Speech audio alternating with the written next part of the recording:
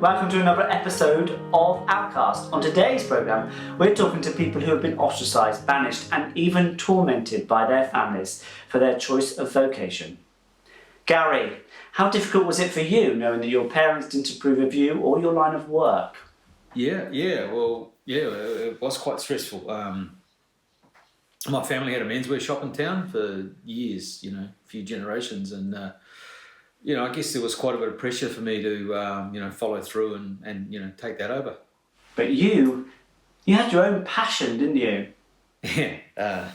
Yeah, I did. Yep. You wanted to be a murderer, didn't you? Yep, very, very much so. Yeah. So, tell me, how long did you want to be a murderer for? Oh, gosh, as long as I can remember, really. I think at one stage I wanted to be an accountant or something. That was back when I was, in high school. But imagine me, an accountant. Now, if I get this right, wasn't your first victim an accountant? What was it? Yes, Mr. Simon Kircher, if I am right. Oh, yeah. So, were your parents shocked to find out what you do?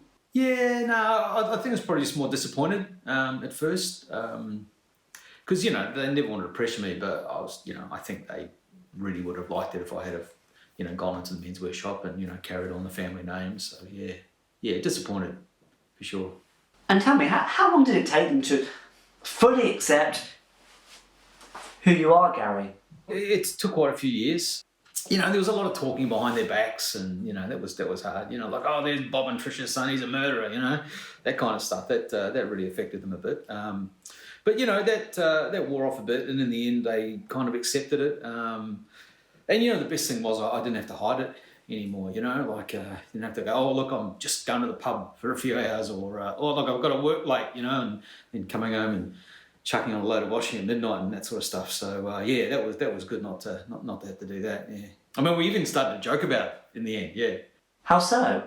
Oh, just little things, like, Dad would be there going, oh, geez, I can murder a steak, son, and, bit of a laugh at me, or, we'd have a roast dinner and you go, oh, don't give Gary the carving knife, he might bloody murder us all, all that kind of stuff, it was cool, it was nice.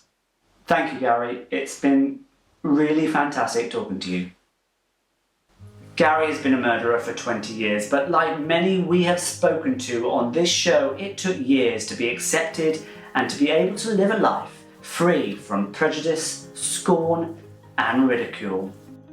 Unfortunately, due to the nature of Gary's work and as a result of admissions made during the filming of this programme, Gary was found guilty on 26 counts of murder and sentenced to a life imprisonment in January this year.